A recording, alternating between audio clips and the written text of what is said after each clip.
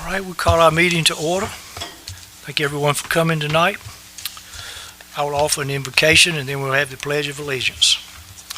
Heavenly Father, we thank you for the blessings of today. We thank you for the many opportunities that you have made available for those to enrich their lives and that live in our community and throughout this great country that we are so fortunate to live in.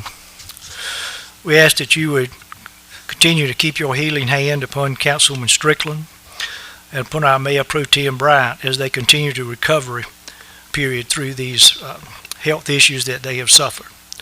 All these we lift up in your holy name. Amen. I pledge allegiance to the flag of the United States of America and to the republic for which it stands, one nation, under God, indivisible, with liberty and justice for all.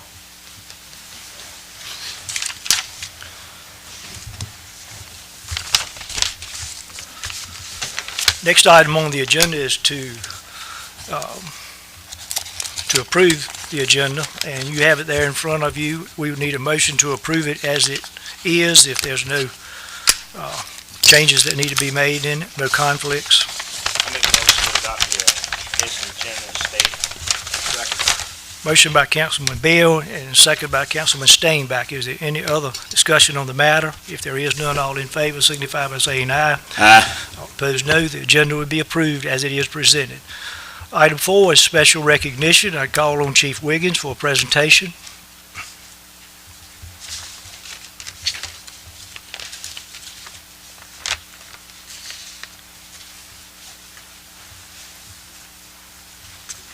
Good evening.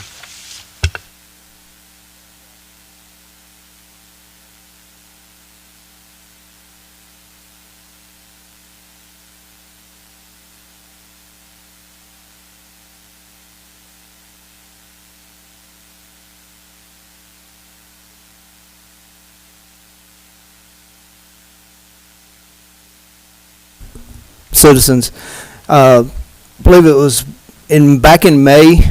We received fire department received a call of a house fire on Henry Street. While en route, they were receiving multiple calls versus or concerns that someone was still inside the home, and so we have two officers here tonight that actually helped get the subject out of the home, talked him out of the home, and of course Chief Wiggins will go over this a little bit further here in a minute. But I think this shows how all of our departments work together so closely. You know, the officers were in the area and were able to get there a lot quicker than the fire truck was that night. And they were able to get there and make sure everyone was out and able to locate this subject. And like I said, Chief Wiggins will go over more about that here in just a few minutes. So if they haven't done that, who knows what the outcome could have been, because actually the fire room was located right next to the room that I believe the resident was in at the time of the fire. And I think these guys were able to get him out of a separate window instead of going through the door out of that room, because if he would have went out of that room into that next room, adjacent room, that was actually the fire room. So I'm going to step aside and let Chief Wiggins start his presentation. All right, if I could get now Sergeant Nielsen and Officer Cook come up front.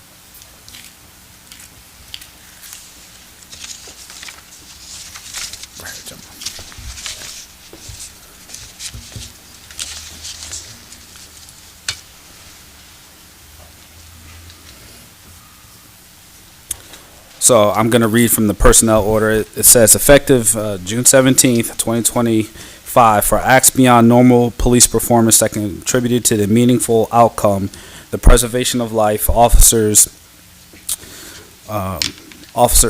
Sergeant Nielsen and Officer Cody Cook is hereby awarded the Life-Saving Award. The citation reads, on May 21st, 2025, at approximately 23:30 hours, that's 11:30 in the evening, then Corporal Nielsen and Officer Cook responded to a structure fire at 922 Henry Street. Upon arrival, the officers found a two-story residence involved with visible flames protruding from the kitchen area extending up the side of the residence. The officers were advised that someone was still inside the residence. These officers attempted to enter the home to preserve life. Being met with insurmountable smoke at the main entry to the residence, the officers were advised of a back window where the unaccounted for occupant slept. Without delay, they ran to the backside of the residence, broke the window, and began to call out for the occupant to come to them. The occupant had conditions which made communication difficult in that moment. However, through their experience and their training, they were able to convince the occupant to exit through the window to safety. Based upon the location of the fire within the residence, had these officers not acted, the occupant would have encountered the fire while attempting to escape, which would have more than likely caused his demise. The actions of Corporal Nielsen and Officer Cook contributed to the meaningful outcome of the preservation of life of a member of the Roanoke Rapids community.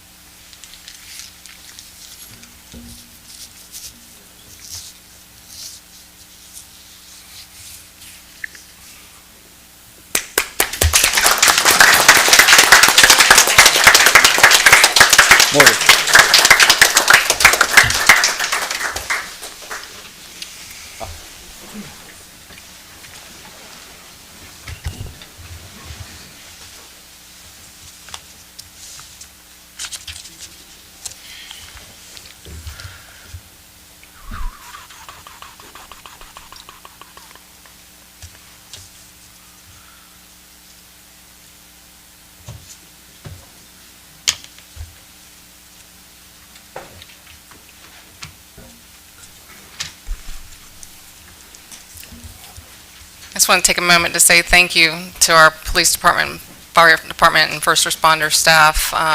The heroic acts were pretty incredible to save a life, and we thank you. It's a real act of true bravery and selflessness when you're faced in that situation, and your call to respond is greatly appreciated, and we thank you. Thank you from City Council and everyone in our community, and congratulations to now Sergeant Nielsen on your promotion. I thought maybe we had a typo because we had corporal in our council packet, but now a sergeant, so congratulations. The next item is the city manager will make the presentation on the new Main Street director.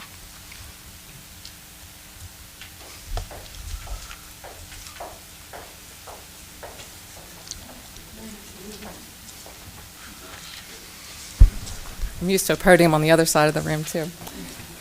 I want to introduce Ashley Thomas officially to the Roanoke Rapids City Council, as well as to our citizens, and welcome her to the community. Ashley Thomas is originally from Emporia,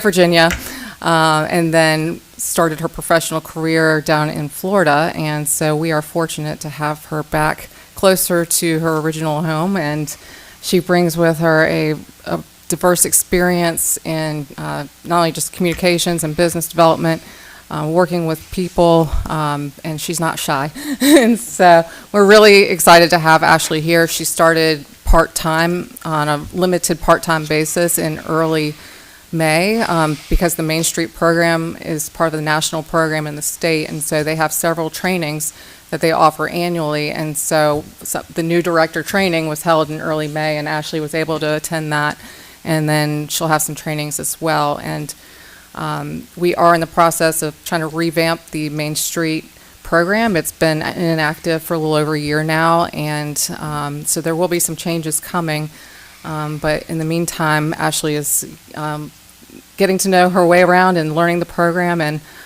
we'll hear more soon. We welcome Ashley and wish her success, and we're here to support her. This is as part of this job as the Main Street director. While she may be a one-woman department, you have a team of departments that help to support as well, because really we have to get it all done together. And it's a tall order.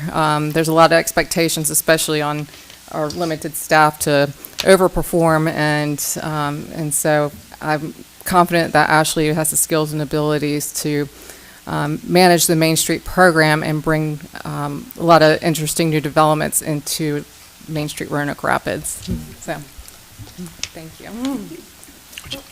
Thank you so much for that warm welcome. Again, my name is Ashley Thomas, and I'm so happy to be here with you all, to the mayor, the council members, and of course to the community members. I certainly look forward with working with you all. If you see me out in the Main Street District, whether I have a clipboard or probably an iPad and a cup of coffee, just come over, say hi, and we can talk more. And thank you again. Thank you.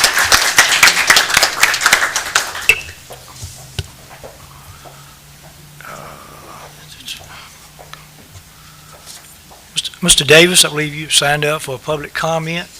Good afternoon.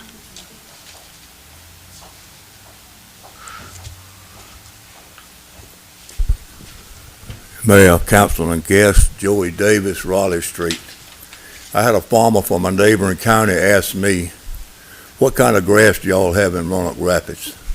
He's got to keep his land from washing away. He said, you got grass here in Roanoke Rapids that cracks asphalt in the street, cracks cement in the sidewalks, blocks drainage where the water can't flow out when we have heavy rains. And he wanted to know, was it an endangered species, or was it illegal to spray it with Roundup to kill it? And like I say, the sidewalks and the streets are a terrible problem for us grass. That's number one. Number two, I've had a lot of people come up to me and bring up the situation of young kids on these motorized scooters and electric bikes riding around all over the streets of Roanoke Rapids. I talked to a state trooper, and he told me by no means are they supposed to be on the street. And sooner or later, eventually, I hate to say it like I told you about stuff at Christmas time, these kids going to be out here. The other day, 300 block of Jackson, run right through the stop sign like they got hit. I was the driver. So something needs to be done about it. If not, it's going to be some fatalities or serious injuries around here. And I just wanted to bring that to y'all's attention, and thank you for your time. Thank you. Okay, thank you, Mr. Davis. I would concur with both the items that you mentioned, and I would just maybe hope that Public Works or the police chief could just bring some information back about if we have some kind of a plan to visit those two items.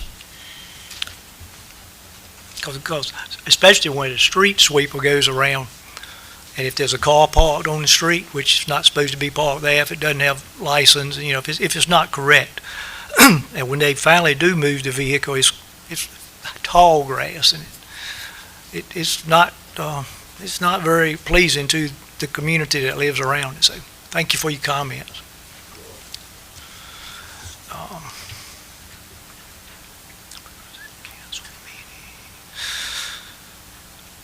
June 17th, 2025, the regular council minute meetings. We would need a motion to approve those minutes. Mr. Mayor, I'll make a motion to approve June 17, 2025 regular city council meetings as drafted. The motion is by Councilman Stainback, and the second is by Councilman Jackson.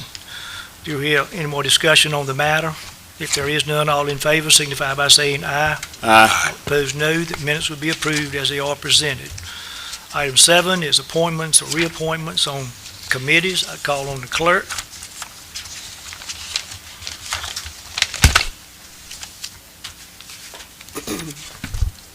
Good evening, Mayor, Council, and citizens.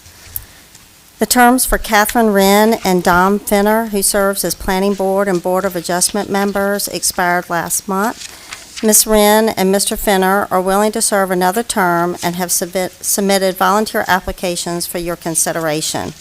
Ms. Wren has served the maximum of 2 consecutive terms allowed by the city policy, but City Council has the authority to waive this section of the policy and has done so in the past. City Council took a ballot vote earlier, and Ms. Wren and Mr. Fenner received a unanimous vote to be reappointed. I respectfully request City Council make a motion to waive the city policy for Catherine Wren and reappoint Ms. Wren and Mr. Fenner to the Roanoke Rapids Area Planning Board and Board of Adjustment. Mayor, I'd like to make a motion to waive the city policy for Catherine Wren and reappoint Miss Wren and Dom Fenner to the Roanoke Rapids Area Planning Board of Adjustment. Motion by Mr. Jackson, I believe Mr. Steinback was the second. Okay, thank you. Any I ha- discussion on the matter, all in favor, signify by saying aye. Aye. Opposed, no. Two individuals will be reappointed. Okay, thank you. The next one I have is a Recreation Advisory Committee. Again, Mr. Fenner expressed interest in serving on the Recreation Advisory Committee, and therefore he submitted a volunteer application, which was enclosed in your packets. He is eligible, and there is currently a vacancy on the committee with a term that expires September 2026. City Council took a ballot vote earlier, and Mr. Fenner received a unanimous vote to be appointed. I respectfully request City Council consider a motion to appoint Dom Fenner to the Recreation Advisory Committee. Okay, do we hear a motion to appoint Mr. Fenner to Advisory Committee? Make a motion to appoint Don Fenner to the Recreation Advisory Committee. Motion by Mr. Bell, second. Second by Mr. Jackson. Any more discussion on the matter? All in favor, signify by saying aye. Aye. All opposed, no. Mr. Fenner will be appointed. Okay, thank you, you. ma'am. Okay, Finance Director had new business for some budget amendments. I believe we have 4. Good evening. Good evening. So I have around 4 budget amendments. They're either grants or donations. So the first budget amendment, the fire department received donations in the amount of $3,750. So I ask that you would approve the budget ordinance 2025.21 in the amount of $3,750. And this came from Dominion Energy, correct? No, this was the Veterans Breakfast donation. Well, doesn't it say Dominion What it says. in the packet on the second page? First page of the information, It does. Donations to the fire. Dominion Energy. See under Schedule B on the ordinance document. Oh, okay.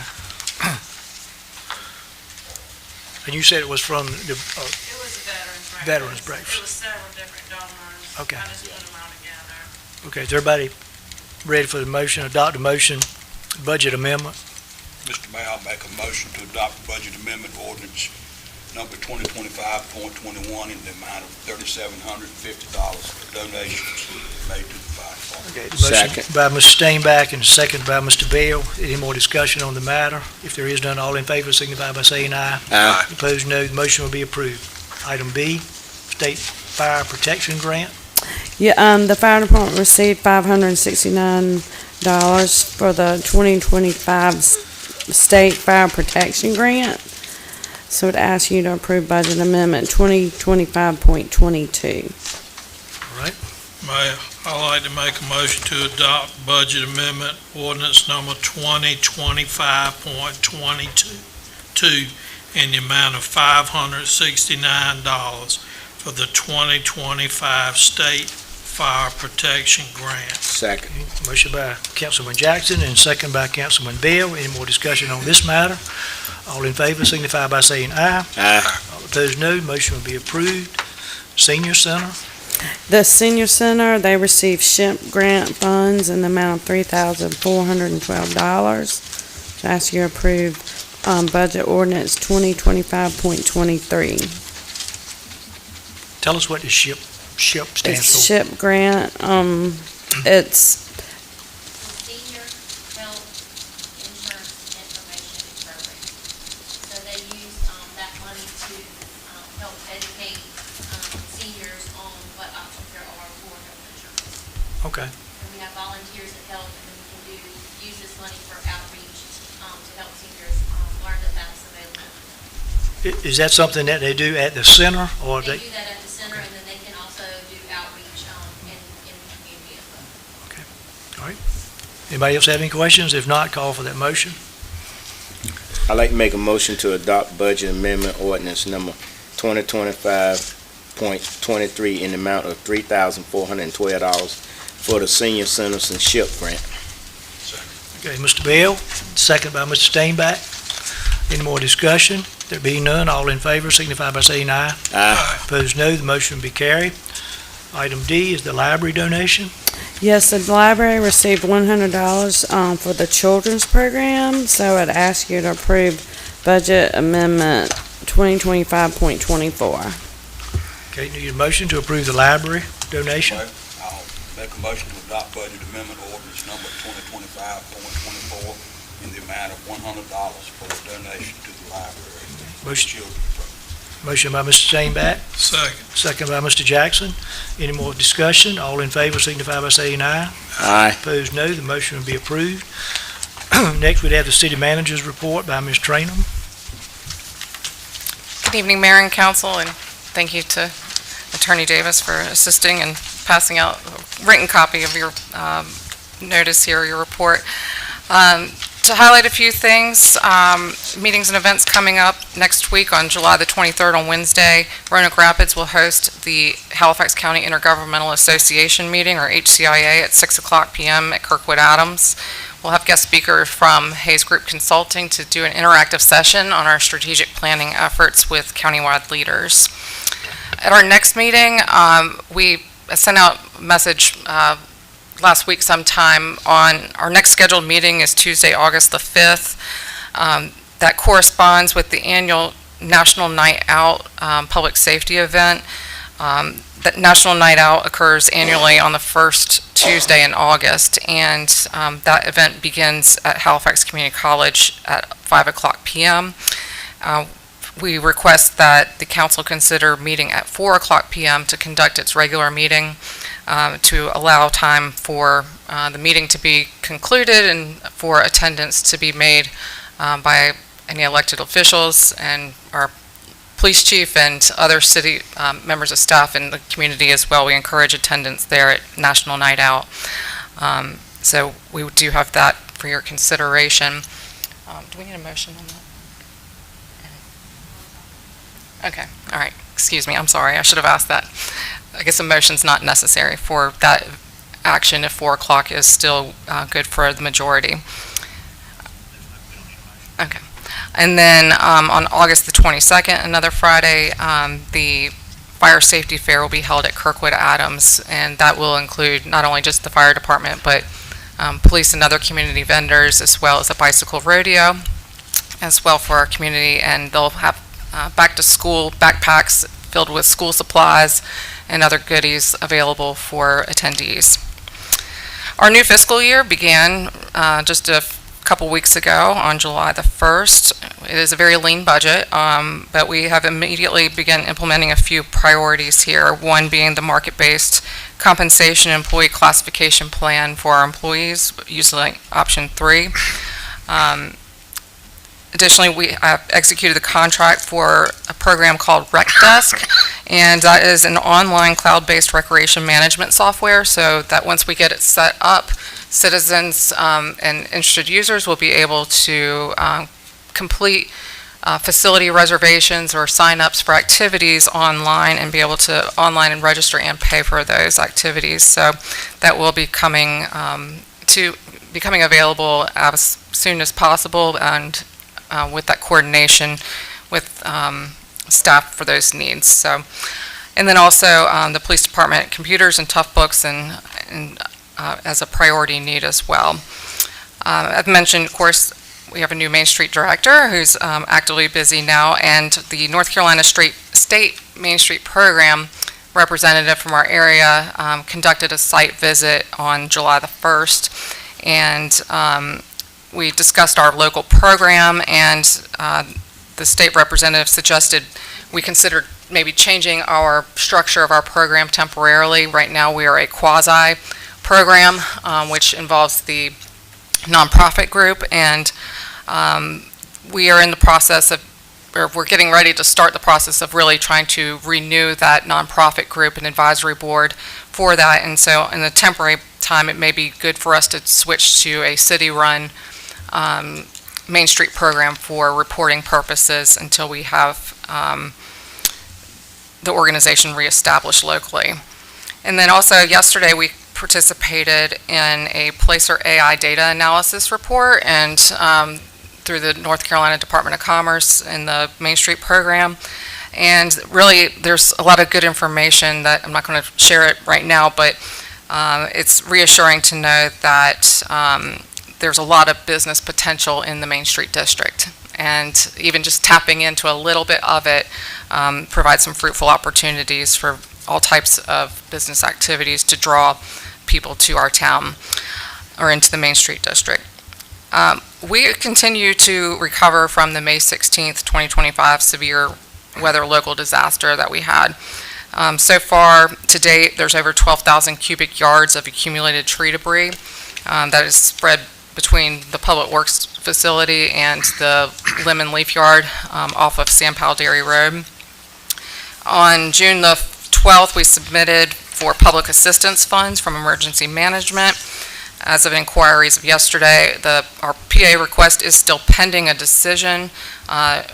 Emergency Management is circulating that documentation, so keep your fingers crossed that we will get reimbursed for the efforts, the additional expense that we are undergoing, because our crews are continuing to clean up from that storm every day. We still have there was a lot of substantial damage, especially at Emery Park, on the Canal Trail, Long Park, and so forth, and it's just taking time amid other activities and obligations. It'd be a lot faster if we could just hit the pause button and stop everything else going on and get it done, but our staff are working diligently and with a vendor to continue to remediate those efforts.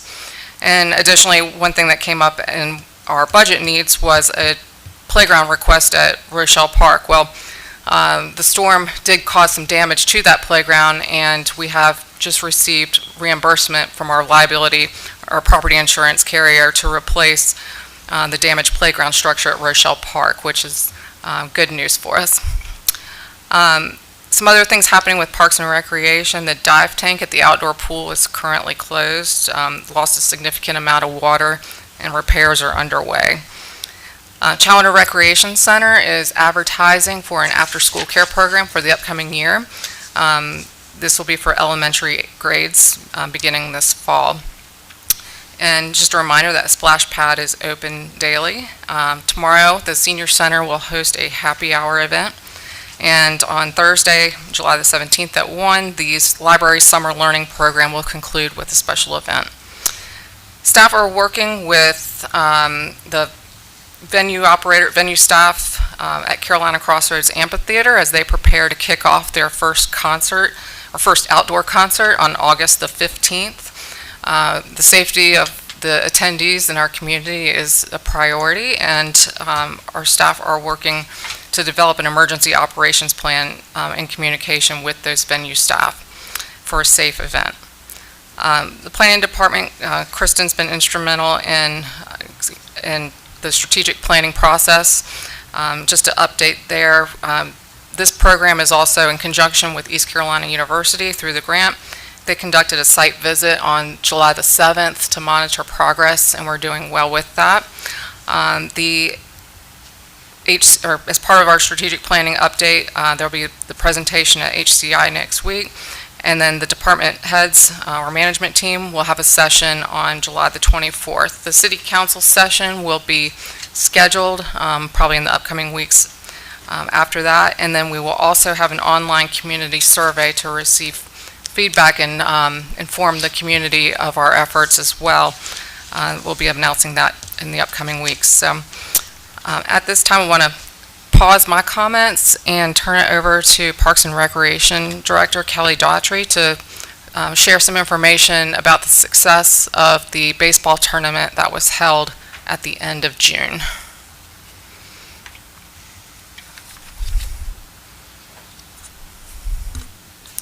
Good evening. I just kind of wanted to give an update. the baseball tournament that we had was a big undertaking for us because we are a small department. And I just wanted to kind of talk about, people don't really see the behind the scenes type things. But just some information on that tournament. It was June the 26th through the 29th at Ledgerwood Sports Complex. There were 26 teams with 5 age groups, which was U8, 9, 10, 11, and 12. We had 56 games played in 4 days, and every field was prepped before each game by the Parks and Recreation Department staff and volunteers. The Parks and Recreation Department, we had 16 staff people working that. 2 of them were present the entire tournament, 7 were present most of the tournament, and the other 7 were on a rotating shift. Public Works helped us they installed an air conditioning unit in one of the concession stands. They assisted with backfilling dirt around the batting cage. They emptied trash multiple times during the tournament. They assisted with closing unwanted entrances into the park, provided multiple generators for the tournament, provided light towers for the parking area, and assisted with overhead drone pictures. The police department and Halifax County Sheriff's Office provided assistance in the security during the tournament. The fire department provided assistance on the ball fields and as first responder services. We tried to record as many volunteer hours as possible because it took a whole lot more than just city staff. There was 1,179.5 volunteer hours that we were recorded.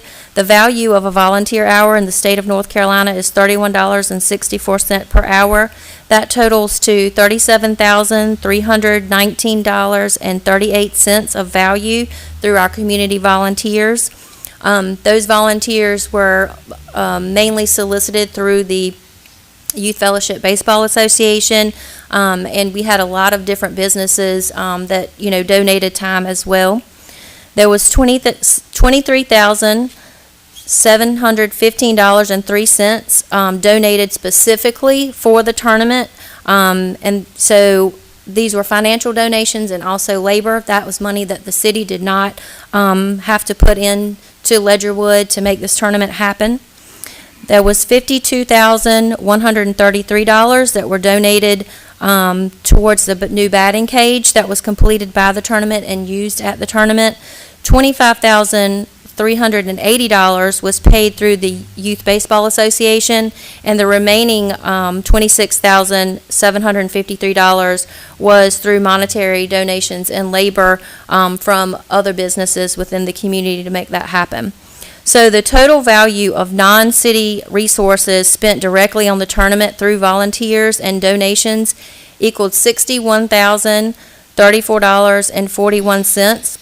If you include the batting cage, the total non-city resources spent at Ledgerwood in June was $113,167.41.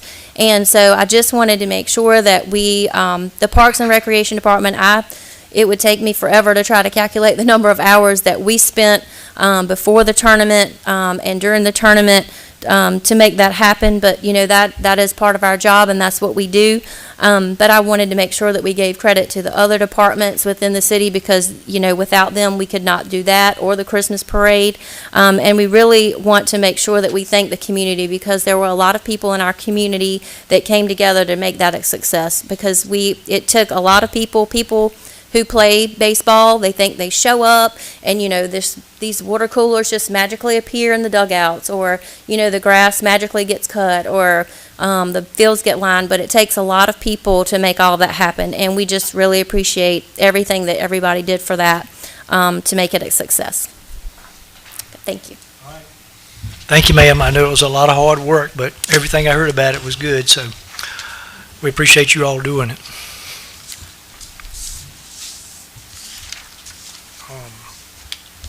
That conclude your report? Yes, sir.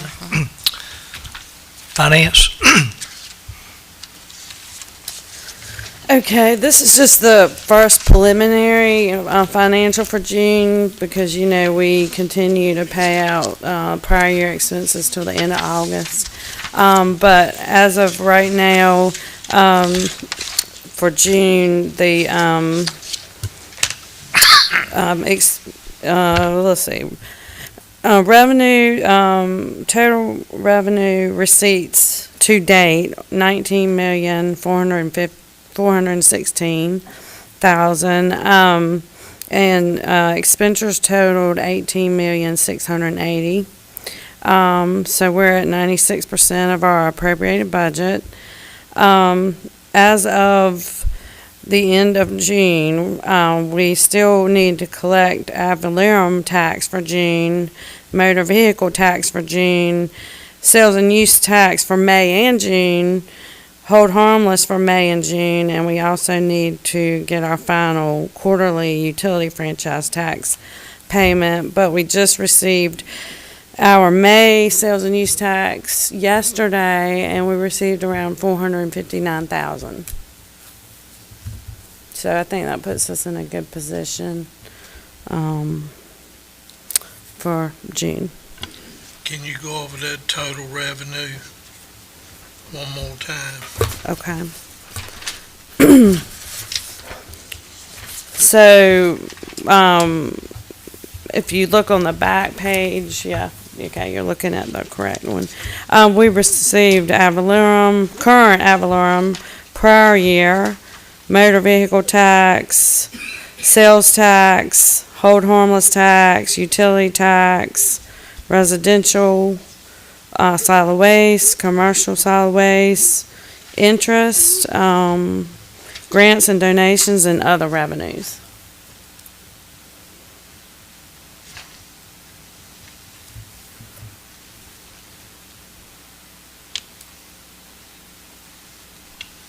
Councilman Jackson, did you want her to restate the Yes. the total revenue and the total expenditures? That's kind of what I Do the what I got. total. So the year to date, total receipts, is, 19,415,835.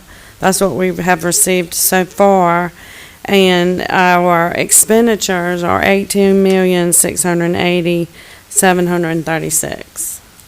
So we, right now, revenues exceed expenditures by $735,099.